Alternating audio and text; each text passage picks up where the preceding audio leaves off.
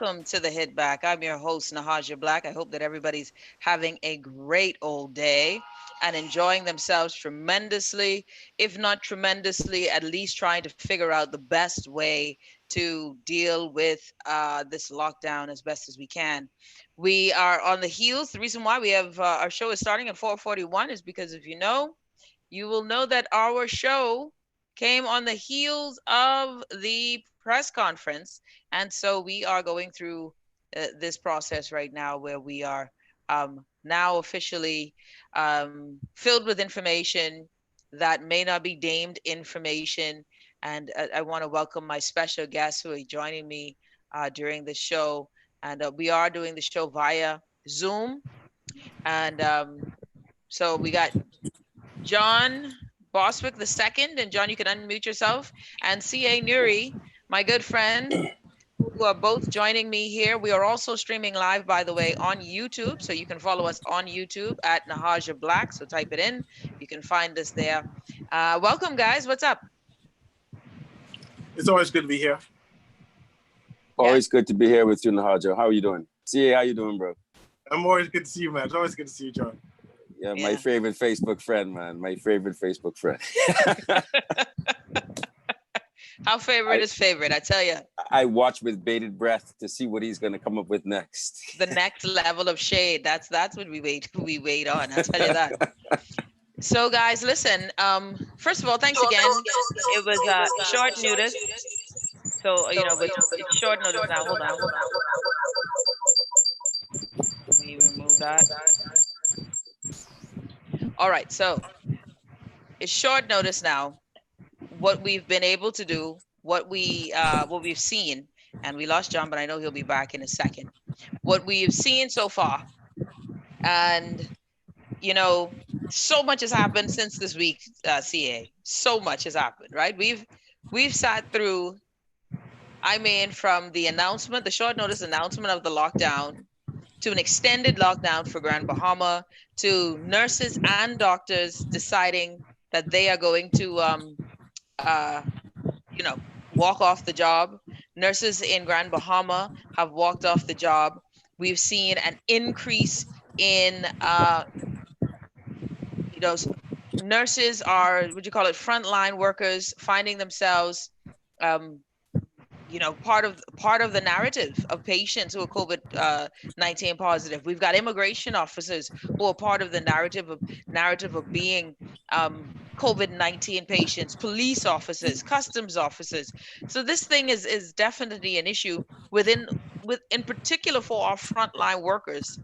And then you have everyone else. So you have over 700 persons with COVID-19. I think it's over 700 active cases. And we have 90 some odd people in the hospital. No, 91 recovered, and 20 something in the hospital. So this is a fluid situation, right? And with that being a fluid situation, I'm curious to find out your thoughts on this week, Cecil, because we have to talk about, articles where to say that, hey, Bloomberg did an article and it's circulating on social media where the Bahamas and Honduras ranked second to last, to the bottom of the list of all nations, and how was our planning and how well we will recover. So there's so much to discuss, but I wanted to get from you, CA, as we wait for John to get back online. What is your thought? What has been your thought process of this week alone? Nahaja, in truth, I forgot all about that. My greatest concern right now is the Bahamian conspiracy theorists who believe, and I only consume, they believe that our good prime minister is in cahoots with some international forum to have us exposed to COVID-19.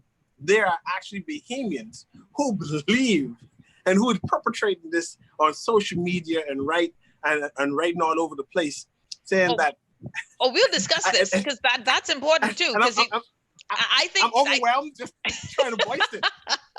Listen, but before we get there, CA, because I think that has its own ramifications. I believe that is a product of a lack of trust. I believe that conspiracy theories abound and they Beyond that, though, flourish. Nahaja, it They don't make flourish when we sense. don't trust people. I'm telling you, it's and I honestly they don't make sense because I mean I've gotten 5G, I've gotten all kinds of things. It's just too much. But we will discuss that during the show. What was your thought of this week? It was interesting, and just the idea of seeing that we were ranked 183rd out of 183 countries in terms of our response to dealing with COVID-19 is concerning to me. It's concerning to me that we're above one country. It's concerning to me that despite United States bundling efforts, despite what happened in China, despite what happened in Spain and the rest of the world, that we had to last. Yeah, right? yeah. And just the other day, we were bragging that, man, we were in the better countries in the world. You know, we have 11 persons who have succumbed to the virus, but our numbers were low, right? Yeah. And to know now that there are people watching us, there are people grading us, and the people watching and grading us saying that we lousy in terms of the response. And I am embarrassed. I am more concerned.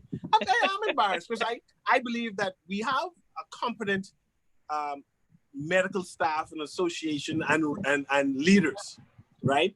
And I believe that like they said, they've been corresponding with Caribbean leaders and international leaders and seeing the trends in terms of how to respond. And the idea that despite watching everybody, despite communicating with various leaders, we are next to last place. It's concerning for me, man. It's concerning for my ego. It's concerning for my health to know that there are now 800 odd cases now. I see you said 700. Yeah, that's right. 800 odd cases. That's right. And where the competent authorities around the world saying that the mask and the washing hands may not necessarily protect you, is just a barrier, and that the cases in the Bahamas may be far worse than we thought. I think there are one person who estimated that we're in the thousands of people who have COVID-19. And so I am concerned, and I try to get sober by it to realize how significant what we're going through is happening now. You know, one of the things that is fascinating to me, right? One of the things that has, I think, caught my attention was how many things can happen in 1 week. In 1 week, right? And you mean like an entire public ward at a Sandlands getting COVID-19 one time? Lockdown, CA, full lockdown, national lockdown. Announced, I think, was it announced Monday evening, 8:00. Yes, that would start at Tuesday night at 10 for 2 weeks. So that sends everyone in a tizzy. Then you have all of this going on in terms of media getting information about cases that are being purported, and we're not getting feedback on if these cases are actually true or if not. And Jasper Ward did a great job. Jasper Ward of the Nassau Guardian today at the press conference did a great job at asking or stating to the CMO that, listen, man, we haven't gotten that sort of safe, that transparent numbers. But yeah, we've got between nurses and doctors walking off the job. You know how many things happen in this 1 week in the Bahamas that I mean, for God's sake, how much news can this one island produce? And still there's no progress. I don't know. I think that to me was the most interesting thing of all this week. Apart from the crazy conspiracy theories, which we will discuss, that happened this week. John, I'm glad you're back. What did you think of this week and all that has happened? Your vantage point of just this week alone of 2020, COVID-19, your thoughts? Just this week alone. This week is the Emancipation Week, for us, and the week of lockdown, the week where we've been listed by Bloomberg as one of 2 nations unable to properly address this matter. I don't know how fair that is, but it was what was stated. The week that we've been added on to the EU's stop travel list. It has been a catastrophic week for us in this COVID process. I think it's a week where we have started to so-called reap the fruit of some misdirection. And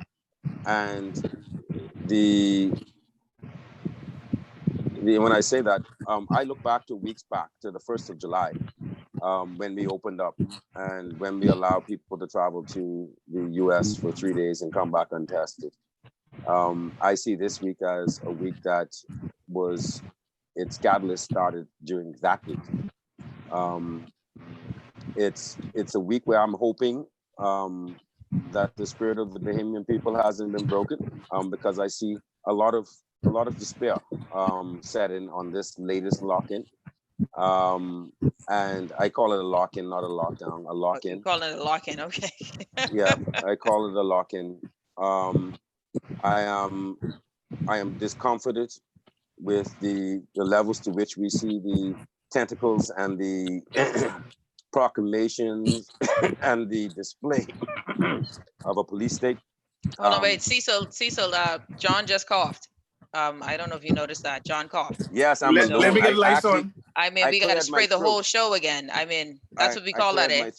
Because, you know, we have a thing on the show when once someone does any sort of grunting, that's immediate evacuation. I don't know if it's allowed, if I should show my COVID remedy. Oh, Lord, yep, show it, child. Show it, child.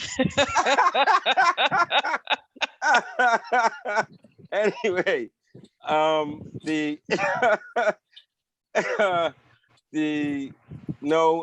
am concerned, Nahaja. I look to any reason to laugh these days. Forgive me, guys. Yeah, we're desperate. Trust me, that's where we are. Yeah, and I am concerned that this latest lockdown, some of the things I've posted, some little simple things. Coconut water. It may seem that it's a joke, you know, and I learned this technique from my good friend CA. Sometimes you post something very seemingly obscure, but it has a much deeper message to it. But fresh coconut water is for members of my family an essential service. Persons in my family have been prescribed to drink fresh coconut water, as much of it as possible, for rehydration, and especially when they're not feeling hungry. I know many people, sadly, and knock on wood, not in my personal family, who suffer from illnesses where the nutrition and the remediation from coconut water, fresh coconut water, not canned, and particularly fresh coconut water, not canned and processed coconut water. And I want to make the distinction, because people are so flipping quick to say, oh, you could buy coconut water at the food store, just go get it. No, I'm not talking about canned coconut water or processed coconut water. I am talking about fresh coconut water that is available from people on the side of the street by the gallon, all day, every day, normally in New Providence. And that many physicians have noted that and actually encourage their patients to acquire and drink it. It is one of those things that we can't get, and it is actually very frustrating to me. I posted something very simple. That folks aren't allowed to do it. You know, folks aren't allowed to do it, and folks aren't allowed to provide it, folks, and therefore aren't able to source it. It is also a thriving cottage industry that keeps a lot of young, disenfranchised, otherwise unemployable youth gainfully employed. Yeah, which is a serious thing. It's a serious thing right now. It's not a summer job. It's not like Connect. Okay, coconut don't have a season. Coconut is there all the time, and it provides a reliable source of income for some people who otherwise would not have a reliable source of income, and also provides something that is of medicinal benefit to others who actually need it. Sometimes I don't think people are looking. 3 days to shop. This doesn't make any sense. 3 days, and the same 3 days to do your banking, and the same 3 days to do every other blessed thing that is considered essential by its definition. Why it is available at any point is because it is essential. Well, let me ask you And something. Hold on. Before we even go any further, CA, John, I'm curious. Okay. As we look at it all, right? Because this is the news today from the press conference. We have hit our biggest number total for one day at 69. We have looked at the amount. I think we have 30 healthcare workers at present who are infected by the coronavirus. When the Minister of Health was asked about, you know, the pretty much the health of our nurses and doctors with regard to them protesting, he seemed a bit testy, a little defensive there. Um, oh, okay. So with all of that said, right? With all of that said, is that at no point in this press conference did you feel hopeful? Did both of you listen to it? At any point in this press conference, were you hopeful? I'll go Well, with I'm you, always CA. hopeful. It's what I do. I speak life and speak hope. It's good to see that the new Minister of Health is speaking with more confidence now. I was kind of concerned that he deferred to the Prime Minister, I think once or twice, and I said that authoritative and knowing the information about his ministry, I wobble about that. Despite him becoming more confident inside that. I was glad to hear that we are securing PPEs and equipment. Yep. I think that was a major concern. I heard one time that people at SRC had to wear plastic bags or garbage bags. I'm not sure how true that was. Yeah. But I was very concerned about that. I spoke to two staff members who said that they did wear garbage bags, and that was the concern, saying that, listen, if you get a mask, they have masks available. This is what staff members were telling me, that there are masks available, but they're limited.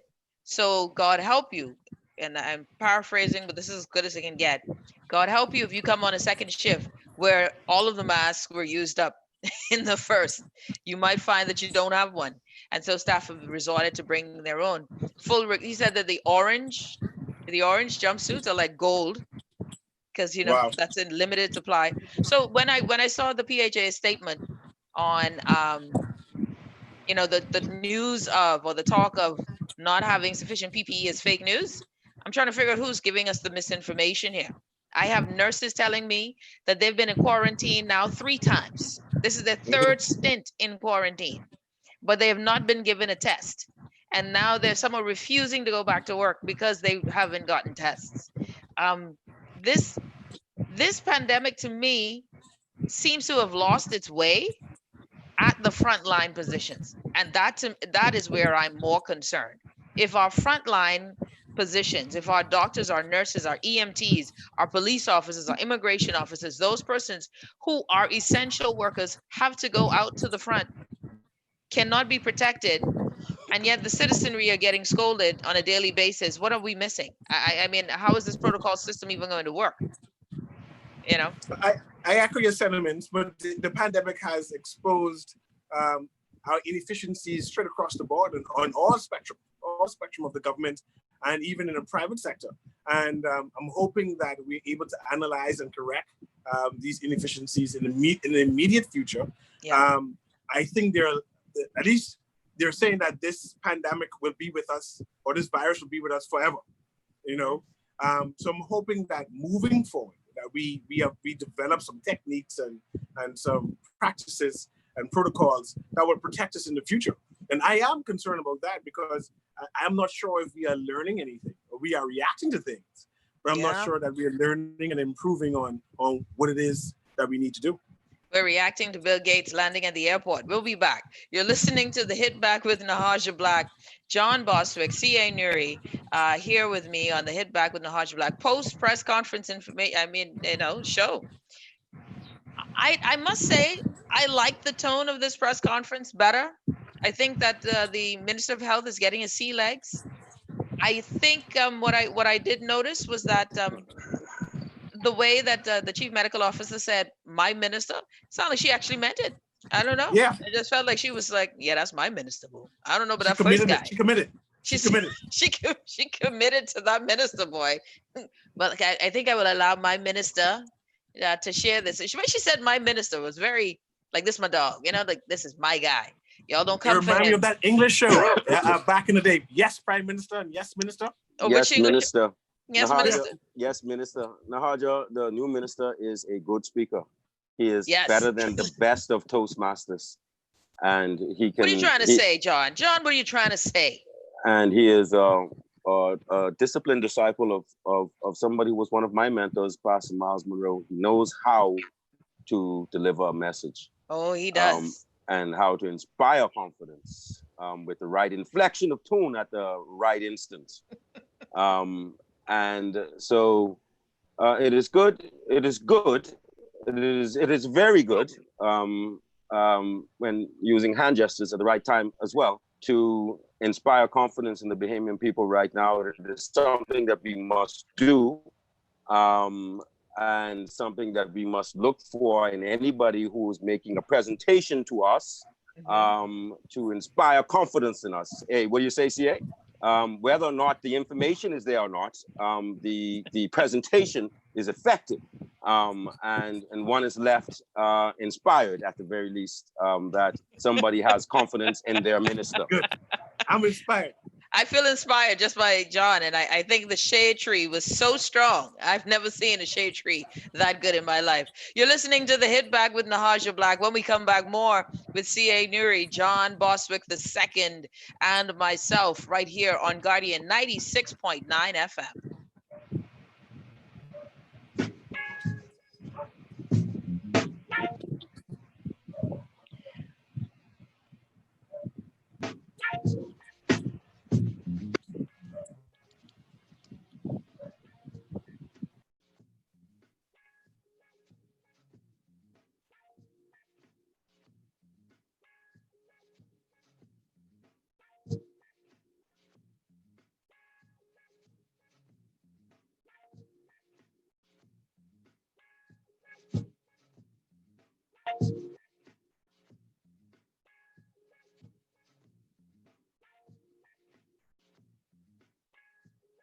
This is Guardian Radio 96.9 FM. Fresh news, smart talk, all day.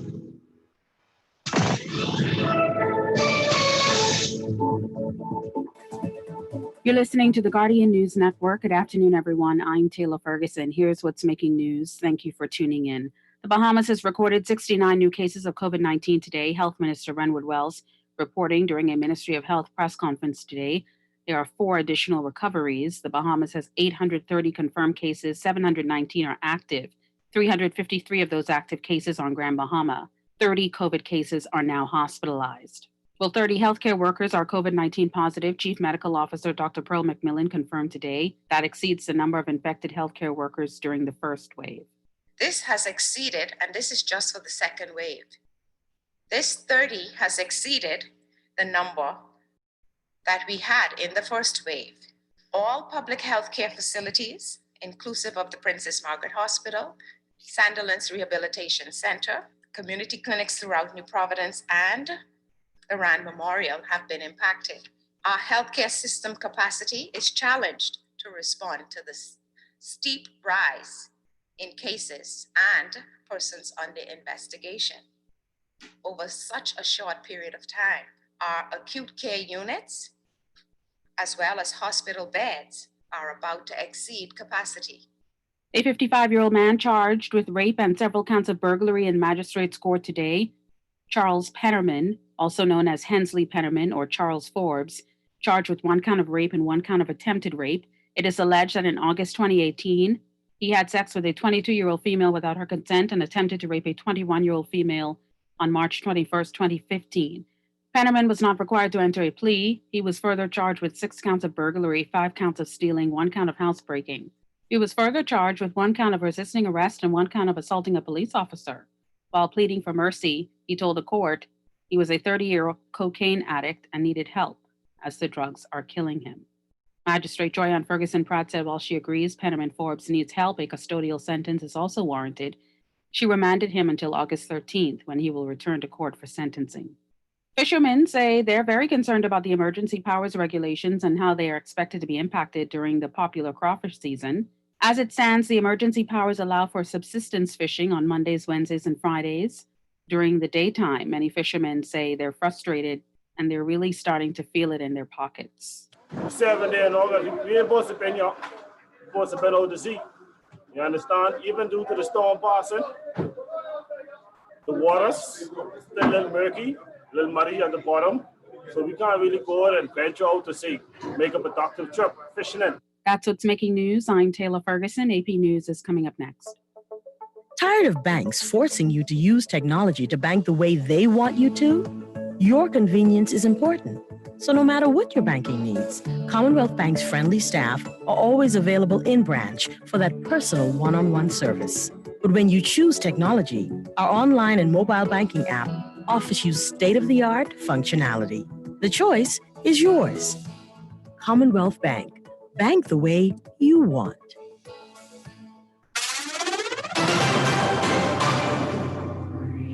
Coronavirus update. I'm Ed Donahue with an AP News Minute. Stocks finished mixed. The Dow up 46 points. New York Governor Andrew Cuomo says schools will be open to start the school year. We've been smart from day one.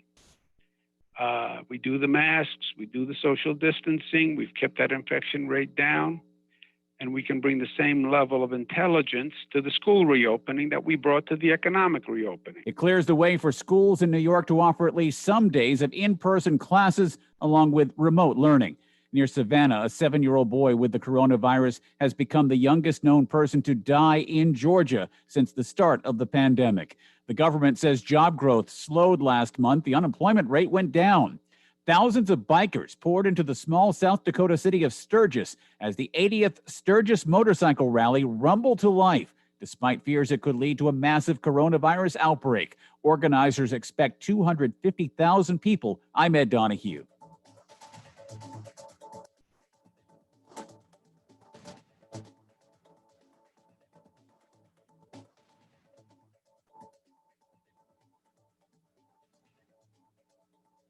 It's the beginning of the hurricane season, and Fidelity Bank is giving you one less thing to worry about. We're not able to control the storm or its path, but we can prepare for it as much as possible. With every debt consolidation loan, Fidelity is giving away fully loaded hurricane kits valued at $200 with all the hurricane essentials you'll need to weather the unexpected storms of life. It's that easy. Sign up for a debt consolidation loan, open an ASUS savings or fixed deposit, and walk away with a free hurricane kit. At Fidelity, we're committed to helping you through these difficult times. Fidelity, we're good for you. The Water and Sewage Corporation advises the public, its customers, and the residents of Washington Street from Robinson Road to Corder Avenue that the corporation will commence improvement works on Thursday, August 6, 2020, for a period of 6 weeks.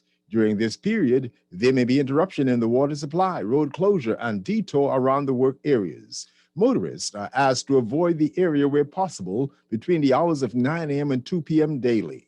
The corporation apologizes for any inconvenience caused and appreciates your support as they work to improve their level of service. When you retire, you should do it your way. Unlike an annuity, Royal Fidelity's personal retirement account puts you in the driver's seat with the flexibility to change with your lifestyle. You choose when, how much, and how often to receive your pension payments. Plus, you'll have access to the best performing investment funds in the market. That means your money keeps working even when you aren't. Retire your way with an RF personal retirement account. Call us today at 603-6000 to learn more. Royal Fidelity, money at work. Girl, Junior just showed me Bella Boy in his phone. What you mean? He take picture of that good for nothing boy? Shh, you don't want Bella hair. You say that. You know she always say that's my good child. So what he doing in Junior phone? Oh, he there because the police looking for him. He on their wanted list. Wanted persons in your phone now? Yes, child. And when police want to find anybody quick, after something happen, they can send pictures direct to your phone. Go to Google Play or App Store and search for Crack Crime Bahamas, then pick install and it will go straight to your phone. There is also a section information on missing persons? Yes, girl. Everybody needs to get this app so police can tell us right away when these people go missing, just like an alert system. Yes, it has numbers for Crime Stoppers Bahamas, so you can call and nobody knows it's you. Call directly to Miami and give the information without giving your name or anything about you. I tried the other day, and when I hear Junior and his boys talking about where they hide those guns, I walk quick round the corner and call that number. Calls 328-8477 from Nassau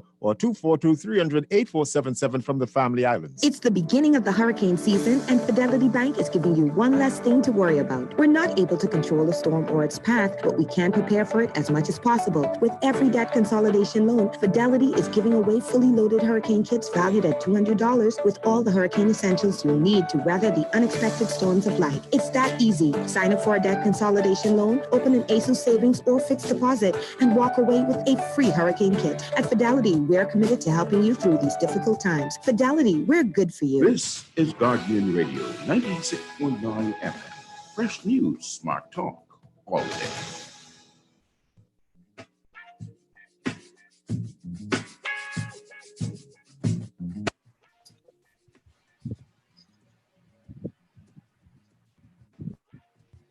And we're back. You're listening to the Hit Back with Nahaja Black. I hope that everybody's enjoying their day so far. We've got John Bostwick II, CA Newry, the first, second, and third. And of course, all the way from the cyber ethers, we are broadcasting live on Guardian Radio 96.9 FM and live on YouTube as well. So follow, like, subscribe to our YouTube page. You can type in Nahaja Black, and every day, especially through this pandemic, we will be streaming live on YouTube. I have on today my Black Girl Magic shirt, but I realize in this camera nobody can tell, right? It just looks like a t-shirt, and so that's a waste of great camera angles, right? I mean, seriously. Anyways, guys, thanks for joining me today. It's a post-press conference, right? And this week, we started off, I was sharing it. I thought that this week has by far been one of the busiest weeks. I'm exhausted. I think a lot of Bahamians are just exhausted. We're exhausted. We feel as if we're going around in a process, in a merry-go-round. We are being told, I think, oh, by the way, what a week I had also with Dame Joan Sawyer, who once again made the news. And if yes. I never remember that the Dame will make the news, and then subsequently I may find myself in it. So I should have probably put on a coat and not sat in an interview without a jacket on, but we digress. But so that even led to other things. Constitutionally, have our rights been infringed upon? And I think a lot of Bahamians felt as if our rights were being infringed upon. The Dame went through the Constitution and showed that, hey, this is the case. I know personally that attorneys have taken up course, and next week will be presenting their petition to the Supreme Court with regard to civil liberties and constitutions of the Bahamian people being in breach. So I'm looking forward to that, and I'll have those attorneys join me on the show next week as well. So all that said, guys, is that this week has been just, I mean, 2020 has just been crazy, but every week seems to be something new. We've seen a surge in cases. We've seen another lockdown, Grand Bahama. Do you feel as if Grand Bahama's extension by another 12 days is fair? Is that something that we just have to get with and comply with? What do you guys think? John, you go first. You know, again, and as I start, just to say that I think that Remy Wells took on this job as a testament to his character, that anybody would want to be the Minister of Health at this time, is to say that they're a pretty confident person, and they'll take on any assignment given to them in service. And so I compliment. But I don't think that he or anybody has a true and real answer or solution. Yeah, I don't think so either. You know, and you could only work with what you have in front of you, right? And present it as best you can. The Grand Bahama being locked down again, I think that is to be expected. The numbers are surging there. It was the surge in numbers that started there that led to this, their first lockdown, and those numbers haven't slowed down, they've increased. And that would suggest that for all intents and purposes, that would lead us into lockdown here in Nassau is going to be extended as well. And because the numbers continue to increase, and they are greater than what led to the first lockdown. And so the concern though is to what extent this is impacting all things to a much greater extent. When you talk about the greater good, what is the impact on the economy? What is the impact on the mental state of people? And what is the state of preparation that people are allowed to give? We just came out of a hurricane, which for the first time, we were literally at the mercy of God because we didn't have that type of time that we need to prepare. People say flippantly, oh, you should stay in a state of hurricane preparedness. That's like telling Bahamians you shouldn't eat macaroni and cheese and you shouldn't have potato salad with mayonnaise in it. Yes, we know that, all right? But that is not how we live our life, okay? And many persons are not in a financial position to be prepared months out for hurricanes. And every time there's a storm, they have to go and get more plywood because the plywood they used last year has been put to good use throughout the year. They're not in position. Right. Not okay. So, and we know what the situation is when a storm is traveling. We know that we go out and we stock up on supplies. We go and we buy plywood.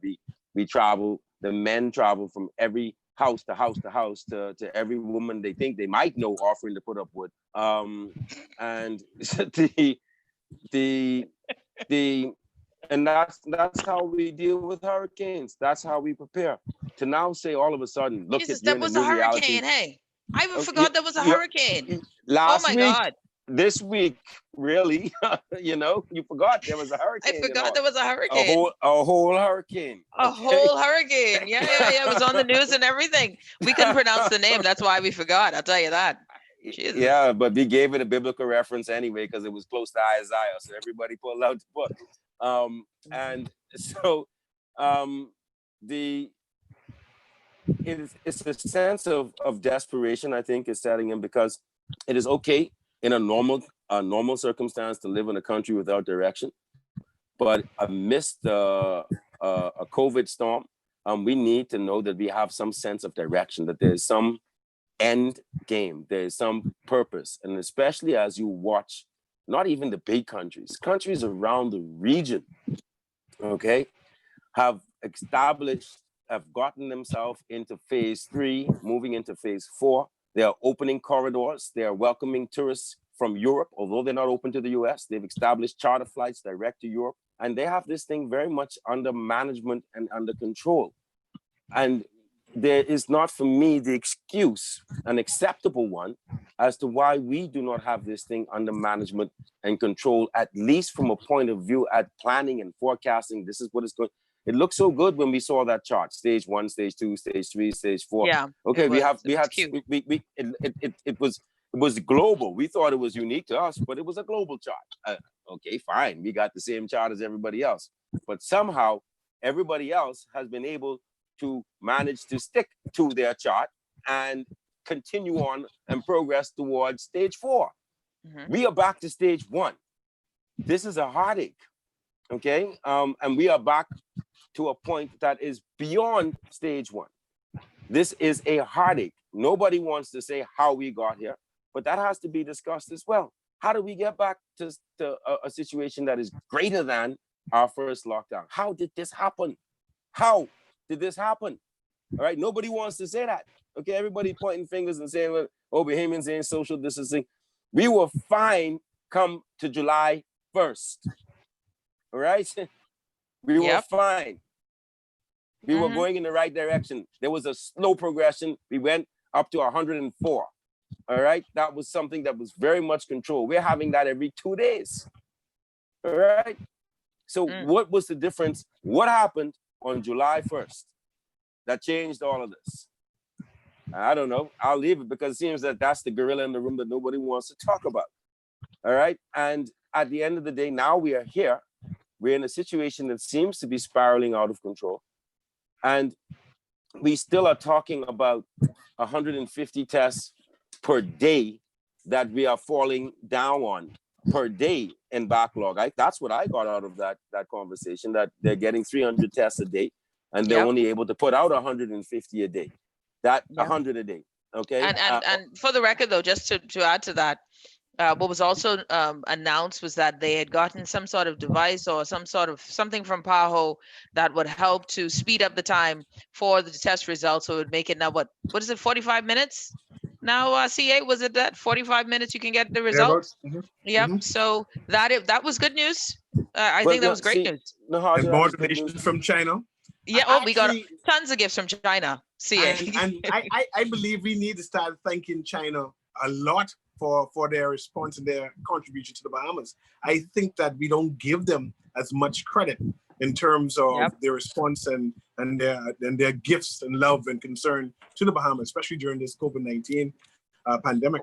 And have you seen the Mr. Douglas, who has now taken on, or will most likely be, our new ambassador from the United States?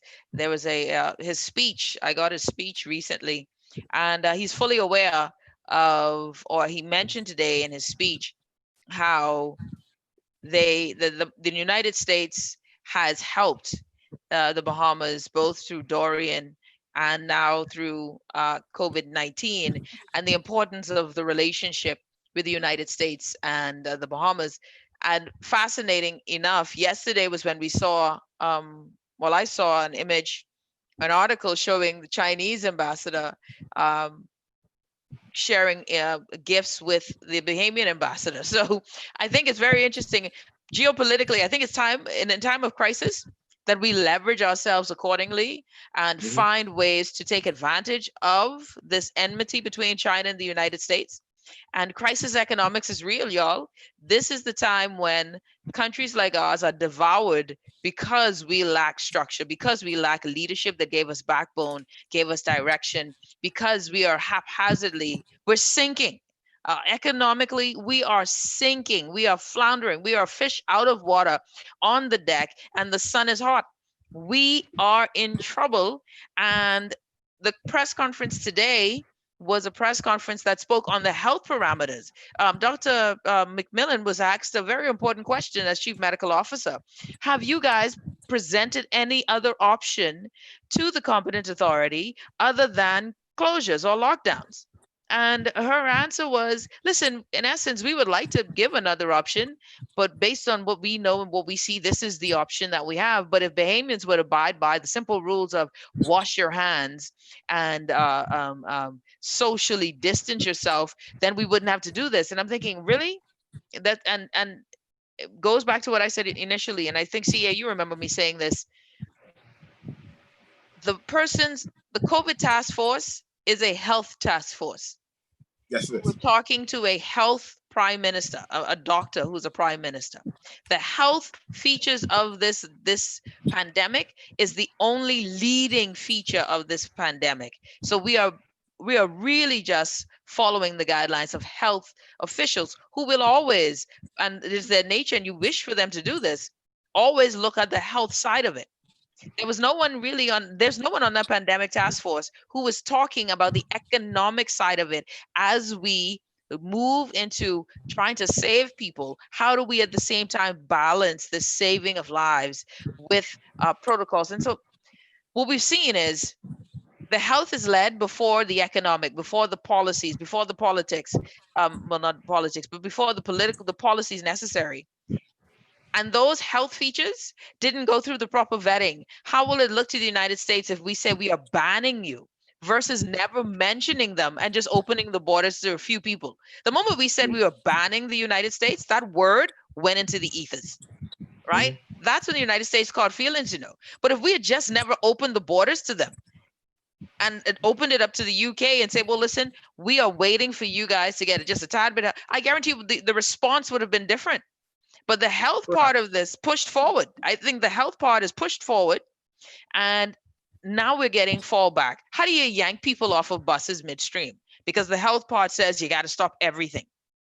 Nobody's using common sense anymore. It's just all haphazard. And the health officials are doing their job. So this is not in any way negative against them. This is what they're supposed to do. Where is the balance in quality leadership and foresight? Where is the pushback on the first answer to dig deeper? And so you get a week like this week. This is a circus week. This is circus week. Straight chaos. And Nahaja, mind you, I appreciate what is being attempted with the lockdown, but it cannot last. We cannot be in lockdown forever. Yesterday, I happened to broke my glasses. I'm now on my spare glasses, right? Thank God I had one, and it doesn't fit me well, right? So I'm thinking now. I called the obstetrician and said, "Hey, when can I come in? To put this." And all I need is basically a screw, drill to drill it out, and a screw to put it back in. And they said they're closed for 2 weeks. Oh. I would have been blind for 2 weeks. You would have been fresh out of luck. The spare one, you know? So I'm smiling, right? Knowing for the fact that my glasses is crooked. But thank God. And it's critical, right? Like you can't, your crooked glasses will be your glasses. Them. Okay. Yes. Exactly. You know? Exactly. I just want to mention that this lockdown cannot last. We cannot survive with it. The Bahamas has to move forward. There are critical businesses that are closed for the betterment of the Bahamian kind. And with these businesses being closed, there are a lot of persons who are hurt because of it. Me, including myself, because I'm technically blind now. Yeah. Because the glasses place is closed for 2 weeks, and perhaps going to be extended for 2 more weeks after that. Well, for the record, I can't get my contacts because the lens place is closed, right? My eye center is closed, so I'm wearing glasses everywhere. And when the light hits the lens, you know it ain't good for TV. So you know, I would now. Okay, now we're here, right? We're here to the point where this has been a crazy week. The lines at the food stores are again insane. Monday, and you got to get this, and you know, I get kind of frustrated when I hear people see why are folks tripping out or going crazy. Some people only have enough money for the next day, and then you hustle money to try and get food for, you know, as we go. So every day it's like people, you know, coming to you and asking to borrow $1. It's all I can, you know, this is my hustle for the day. So when we begin to understand that there is a core group of people, so for us who are fortunate, who are not worried about that, please do not get in the conversation of condemning people who are. That's the first thing. Like, stop condemning people for what you don't understand. And that, I think that spirit is what is in our government, you know. I think that spirit of not even being able remotely to connect because you're no longer there, or you haven't been there so long to know what it feels like to suffer, is what comes down as cold and callous to the Bahamian public. But to say all of that, the lines are long. People are once again looking at, okay, well, I got to get enough food for tonight, tomorrow night, Sunday, and then I got to brace myself for this food store again on Monday. 108,000 people are on getting food vouchers. How many more people are without a job but cannot get the food voucher, right? So imagine the bus driver, the jitney driver, a man who gets up every morning at God knows what hour, hops in that bus, rides all day until 7 p.m. That man is a working man. Now you're telling him he has no way to feed his family. So what is his recourse? What does he do? So this is bigger than just people are being hungry. This is about some, you know, a brother's manhood, a woman's pride. This is about us watching our country just tumble into the abyss, and the world is watching. How many times have you guys, both of you, seen the Bahamas on international news this past week? Multiple times.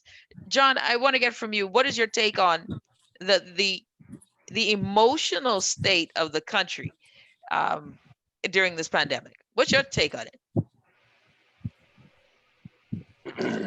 You know, Nahaja, as you were saying, the health is at the front of it.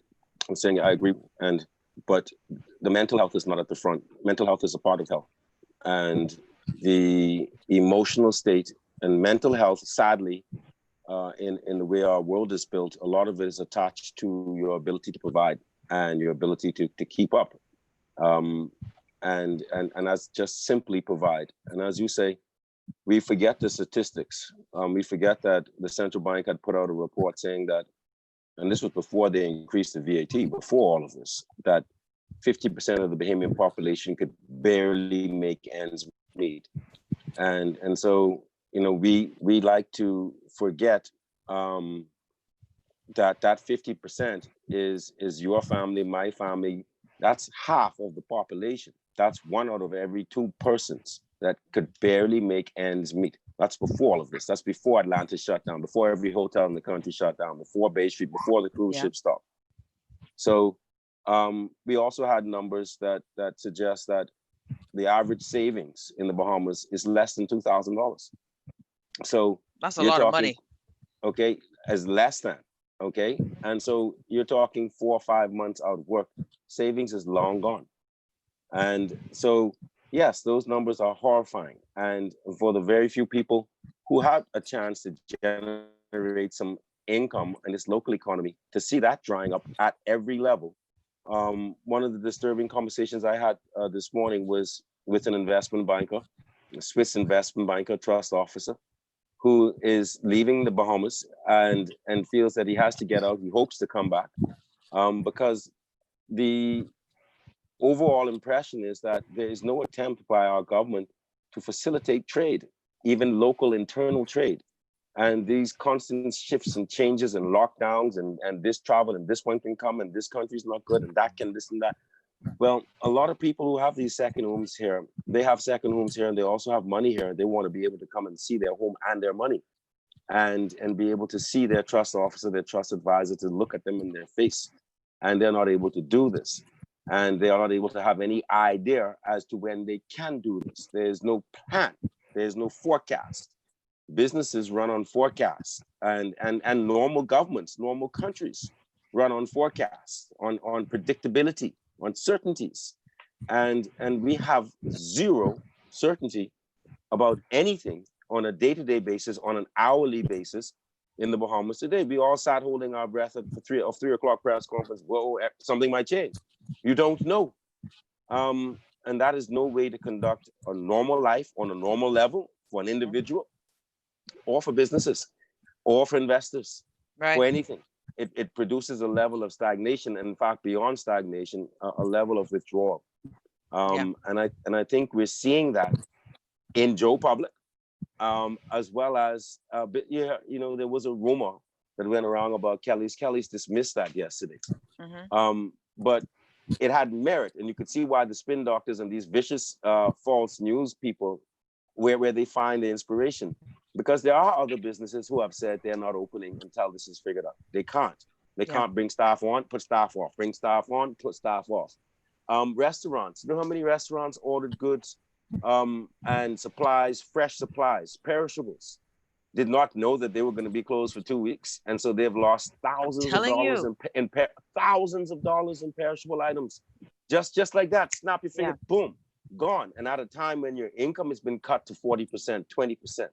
And we haven't even touched on the fact that there's still so many people who are faced with the challenges of rent, right? A country that is filled with renters and landlord and tenant issues and issues without the proper legislation in place to protect either a residential or a business tenancy in times like this. And again, in most countries, there are those legislations in place. And so you don't have to have that fear over your head every day. Is this the day the landlord is going to have enough? But the landlord is in just as bad a position because he's got nobody else to fill his spot. And that is the only thing saving Bahamian tenants at this point. And that's a sad thing. So, but it is not a policy, it is not a law, it is not a statute. It is just the fact that there's nobody else to occupy the space. Listen, guys, when we come back, I want to just switch topics and we're going to take a quick break on there, John.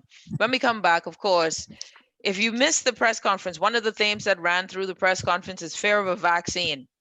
The Bill Gates plane landing, the 5G towers that's giving us all cancer, that we should watch out for the helicopters that are flying overhead. That's probably why we're locked down.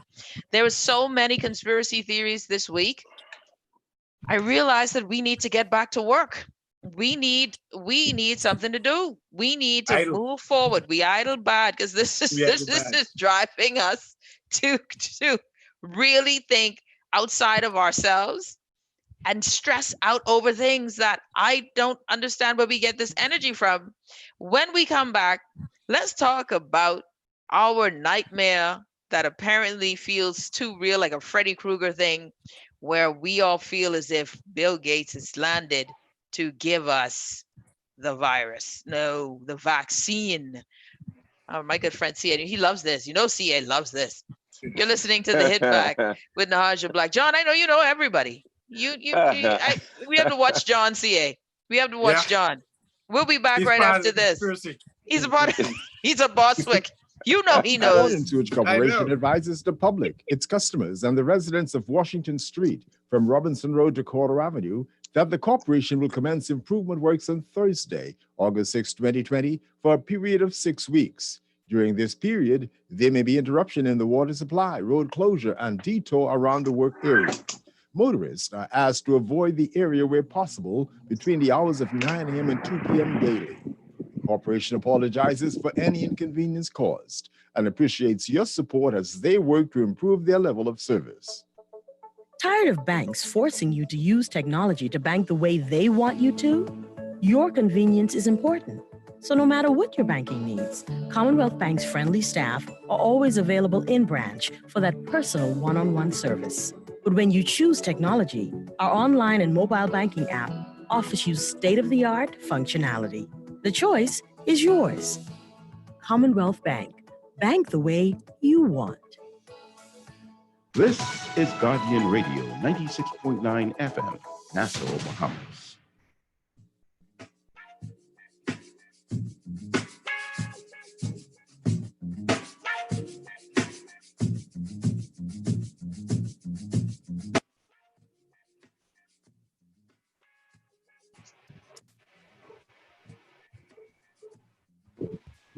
And we're back. You're listening to the Hit Back with Nahaja Black, and we have John Bostwick II, CA Newry, the first, second, and third. And of course, myself, we are here on Guardian 96.9 FM. Happy Friday, y'all. Listen, this has been some crazy times we are living in. I wish to, and especially with the segment, we got to laugh at ourselves, right? Just a smidge. I just really want us to laugh at ourselves. Not take things so seriously to the point that your blood pressure is rising. When you can, laugh. You know what I miss the most about congregating? Playing a good game of family dominoes. That's what I miss. Like on weekends, parts of the family would get together and we would just play dominoes. Dominoes got me through a lot. And in a family of just my husband and I, how you gonna play? I'm sorry, I don't like counting where you got a pile of dominoes and then I got to take it out and see how much fives I could get. That's math. I don't do that. I don't do that kind of math. All right. So no, I ain't into that level of dominoes. I like when 4 people around, 7 cards in my hand, and I could scream Duca once or twice. That's my kind of living, right? So there are things I miss.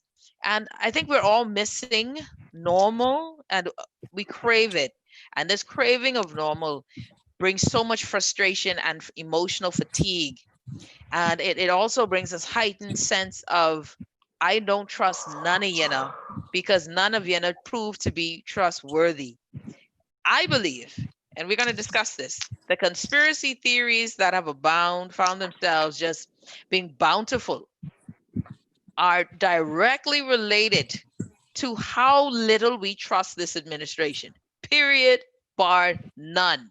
But let us talk about the conspiracy theory of the day, the week, the month. CA, please, drum roll. What is the national conspiracy theory that you know, Mr. Blogger? What do you know? I know Bill Gates came to the Bahamas and he signed some kind of deal with the prime minister. And apparently we getting the vaccine to test on Bahamians. So that's the number one conspiracy at this present time. And everybody believes this. It's run wild now. We're in fear. We're terrified that we're going to be experimented on as a Bahamian populace. And then they cite that they wanted to test on Africans, and since the Africans rejected, we are the second choice. So yeah, that's the plan. That's a conspiracy now. Yeah. I in all of that, right? In all that was said, really people believe that. People sincerely believe this. Seriously believe this. Like, I mean, without a doubt, are sitting there thinking to themselves that this has to be it, right? This has to be one of the because I think people really think that this is doomsday happening. No, Cecil, like I got some, and I respect the person who sent this to me so seriously. That's how I knew it's serious, right? The person sent me an old video of a test flight with U.S. helicopters and our Defense Force officers, right? Somewhere out South Beach that happened years ago. And this video was sent with a note that said, Ms. Black, do you believe that the reason we're locked down is because this is happening? And 5G satellites are being installed whilst we're home. I don't know what to say, man. I don't know what to say. And then Bill Gates is here and we all panic because we're going to get this forced vaccine. I mean, come on. Okay. Bill Gates has been somehow revered as this authority on vaccines. I don't understand it. Personally, I have a problem with how he has been set up because he's filthy rich and has been known to one of his initiatives in the Bill Gates Foundation is to vaccinate African children. And also his company is finding new antivirals for the flu vaccine, which everybody's trying to do now to be the first, and then you make the most money, right? Somehow to cure the flu. So I believe that the world has shown, especially in Africa, where African children, African people have been used as test dummies for vaccines. This is a known fact. This is not any sort of hysterics. Actually, at the beginning of this pandemic, 2 French physicians, scientists, were scolded and then had to apologize when they were on a French news station. I can't remember the name of it. And they boldly said on the French station that when we are ready to do the trial, we will go to Africa, right? Like, boy, you could tell the colonizer didn't forget that they colonized Africa, because them French dudes were like totally unashamed to say it. And you can tell that it was just, normal practice. So I get where people are concerned that, when you saw the news, you remember in May, Dr. Forbes had said that, the Bahamas would enroll in the trial. And all of a sudden that news is coming back as if it happened today, yep. Right? Mm-hmm. Which was weird because I'm like, she said it long time. And I asked her about it on the show, since then. And now all of a sudden it's new news, like, okay, whatever. But then today in the press conference, when asked about it again, I thought it was interesting, the new answer. The new answer by the chief medical officer was, no, we haven't enrolled in any trials. We're not looking to enroll in any trials. That was a new answer, Cecil, from Dr. Forbes saying that, yes, we are, yes, no. To Dr. McMillan saying, oh, no, we're not. So I don't know when that changed, because we had a whole news write-up and there was no. So I can get where people are concerned. But my problem is they don't know us. They must don't know themselves, because I don't know what Bahamian nurse or doctor who got to be family with everybody, when they find out that the vaccine is some sort of Bill Gates vaccine, ain't gonna WhatsApp their cousin. And that WhatsApp message gonna travel all across the Bahamas. Cousin Sally Richards tell us, Bahamians ain't gonna go for it. You know what I mean? I don't know why that's a real conspiracy theory. We won't go for it. We believe Menace might do it and sell us out, but I don't believe the nurses can give it to us. You don't think so? I think Menace will do it. I think Menace will. Nahaja, a lot of us didn't think that our police would be taking us to the magistrate court for going to get your grandfather a sandwich. And then didn't think that the magistrate would actually hit you with a heavy multiple $100 fine, sometimes thousands of dollars of fines that these people have no way in hell of paying. And actually incarcerate them for what is an executive order and not the breach of any statute law in the Bahamas. Now, you marinate on that. Yeah, that's true. Very true. Very true. What's John trying to say? John is trying to say that we will get sold out and 5G is here. So I'm not subscribing to any conspiracy theory at all. But what I'm saying is, John is saying, be careful. Don't sit down and assume that the unbelievable can't happen. There was a young man apparently who got locked up for holding up a sign in Rawson Square and charged with protesting without permission. Okay? Yeah, that foolishness. I remember that. Okay. Yep. One young man by himself. Hold on, All right? but so then, okay, so you're saying, John, then that the impossible can happen in this country.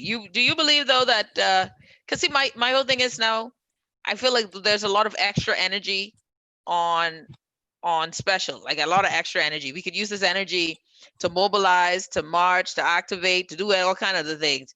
But we just living on this whole different level. 5G towers can get put up in 2 weeks. I don't even know. Honestly, whether there are look at half 5G, trees.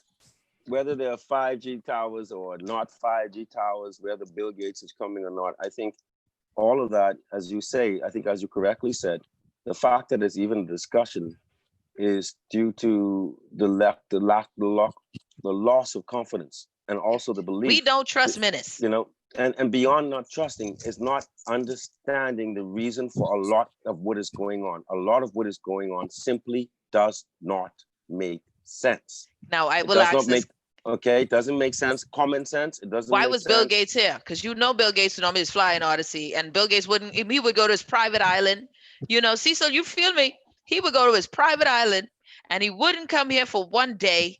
Bill Gates came here for a reason, and they didn't answer our question. See, but that's because I don't trust Menace. I don't trust Menace. Has anybody said that Bill Gates was here? Has anybody confirmed that Bill Gates was Nobody. here? I didn't get any confirmation. And although I saw that tail number on that plane, Bill Gates's plane is regularly in and out of the Bahamas. It doesn't always mean that he is on it.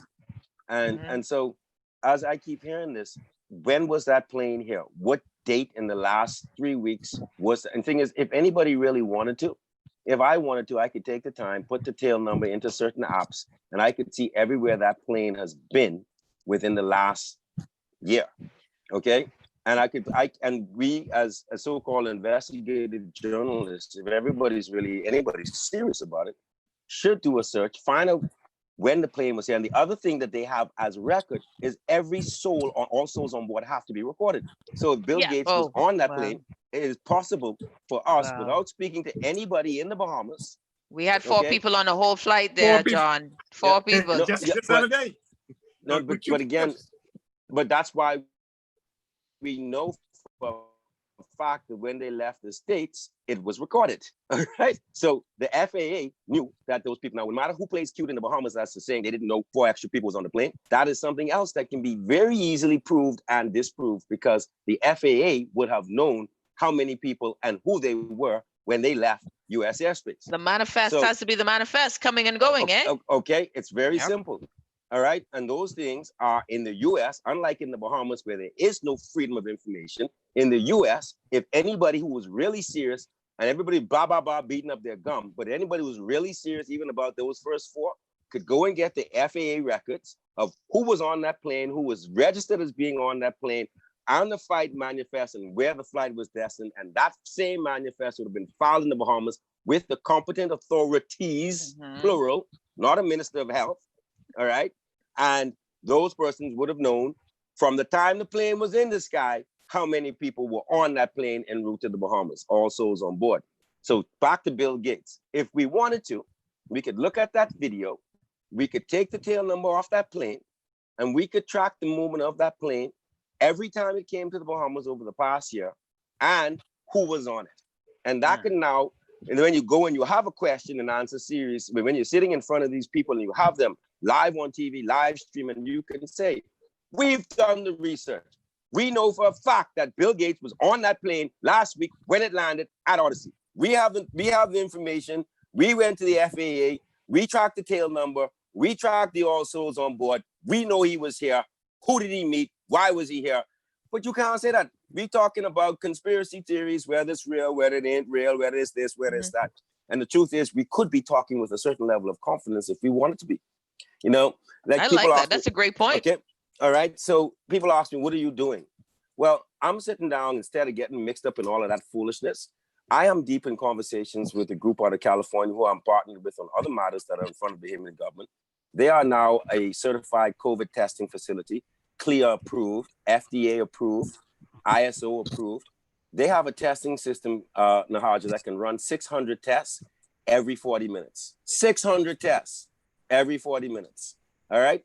So we're about to propose that we could implement that in the Bahamas.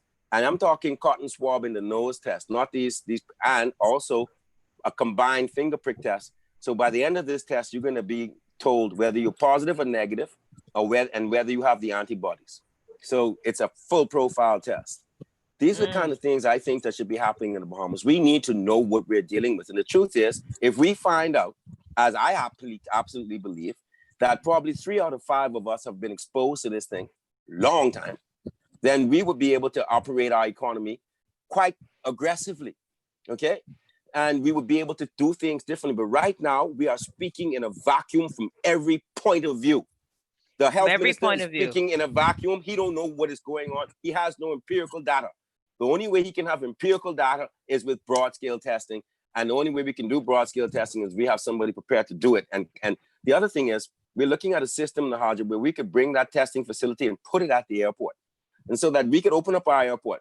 And like Dubai Airport is open, Dubai Airport is giving you test results in less than a minute. And you know how they do it? They're using dogs, all right? Because they actually have found out that dogs can smell the COVID virus. So why aren't we looking around the world and figuring out how we are going to address this problem in a way that we can move forward? There are answers out there. I'm engaged in those answers. We could put a facility at the airport. When you step off the plane, and 600 people at a time, we could clear 3 flights at a time. You'll get COVID tested. Hold on, because I didn't mean, I need to interrupt you because time is running out, but I want to ask both of you this. Do you believe that the lockdowns make sense? Because a lot of the line that keeps coming across, and people are saying it often, is help make this make sense, right? And a lot of Bahamians are saying this now, make this make sense. I figure that should be a shirt I sort of embroider and wear. Make this make sense. Do you believe that the lockdown, because from the health side of it, this is the way we deal with it, right? We flatten the curve. We're trying to save the hospital beds. But from every other vantage point, businesses, constitutional rights, this is a challenge. Nahaja, from the health side, it doesn't make sense. From the health side, it doesn't make sense, Nahaja. From the health side and all. From the health side, it's creating, you're herding people together. The whole health policy is social distancing. If you had a policy, you would extend business hours, Nahaja. You would give people more time to shop so that there are less people at any one place at any given time. You wouldn't limit shopping hours. Okay? Yep. It doesn't make any sense. From a health point of view, you would allow the takeaway restaurants to open. You would allow people to have access to food. Okay? Because now you're creating a food shortage, which is another health problem. Okay? You're creating mental issues, which are another health problems. So from a health point of view, it doesn't make sense. From an economic point of view, it's catastrophe. All right? So at every level, no, I don't agree with the lockdown as presently in this present form. The original lockdown made more sense. This lockdown at any level makes no sense. The way they structured this, no sense. CA, your thoughts? There's a reason for the lockdown. And the reason for the lockdown is because we have no plan. For the lack of plan caused the lockdown. And when we discover and enact a plan on what to do to combat the virus, how to deal with it socially, then you will see that there'll be no longer need for the lockdown. But that's what the reason for the lockdown is. We have no plan at this present time. And this is the easiest form of dealing with it, which is keeping everybody home. Yeah. And means that we're not innovative. We just don't know what to do. So we're doing this until. Man, and you said it right. It's no plan and it doesn't make sense. This is our windfall. This is what we do. When we hit a fear or a panic button, shut everything down. Stop everything and everyone. And I'm sorry, this is unsustainable. This is wrecking lives. And the dame said something very powerful. Why are you locking everyone up when the mass majority of us are not unwell? There is the bodies who are unwell, quarantine them. That is a law that was before the Constitution, she argued. But I understand to some degree what they're thinking, right? To some degree, what they're thinking is, listen, we need to just make everybody, put everybody somewhere where they can't infect each other and make this spread worse because some folks are asymptomatic. I looked at something the other day, guys, just yesterday. Ministry of Education has had a scare. one person or two persons, one person ended up having COVID-19 is suspected. And I watched the news angle of the news reel, right? And out front of Ministry of Education are these folks all dressed up to go in and spray out an entire building. How often are we going to be required to spray out entire buildings? How often are we going to shut down businesses and start over? This is an unsustainable practice. And I'm wondering, are we falling into the US hype of this virus? Now this is where I'm at, wondering, are we falling into the US version of this virus versus our own research determined and customized approach to this virus? Every other country that is doing well, they came from a customized approach. This is how we're going to do it. We're going to do some mass testing. Well, at a certain percentage of tests, we still haven't done 5%. Have we done, are we at 5% of tests yet? Not even close. I think we're still under 5,000. No. We're more than 5,000 We're tests.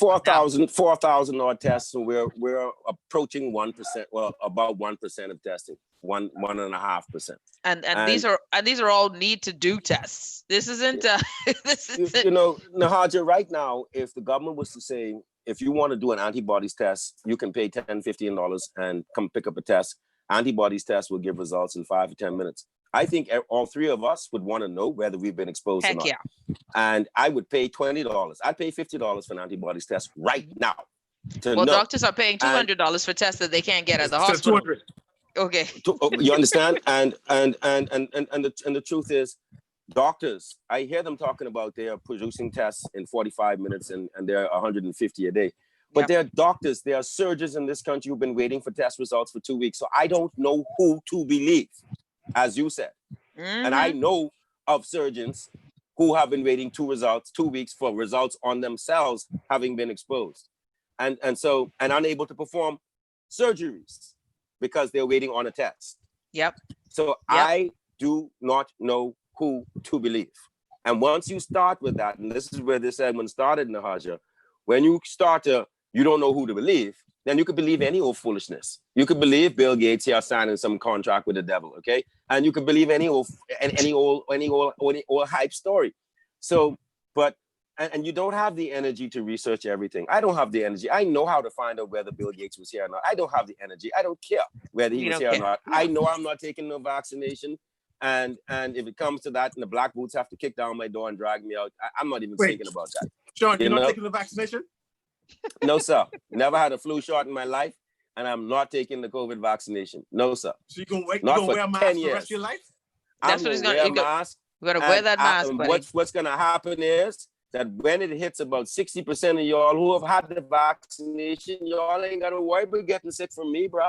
All right? So you got to understand the philosophy of vaccinations. If you guys are all vaccinated, I can't make you sick. And so that ultimately turns inside out the concept of forced vaccinations. Okay?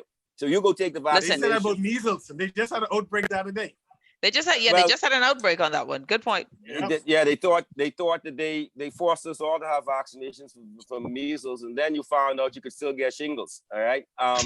So at the end of the day, well, some people didn't get all the shingles they wanted, but we digress. Listen, let me say this thing, and then we got to go. They use the dogs and thermal scans as a line of defense. They then do a regular test and return the results in 22 minutes. That was in response to your statement there. Listen, guys, we have to go. Enjoy your weekend. John C.A., thank you so much for joining me. Don't forget, like, subscribe, and share the YouTube page, Nahaja Black. And as always, we will see you guys next week, same place, same time. You're listening to The Hit Back with Nahaja Black on Guardian 96.9 FM.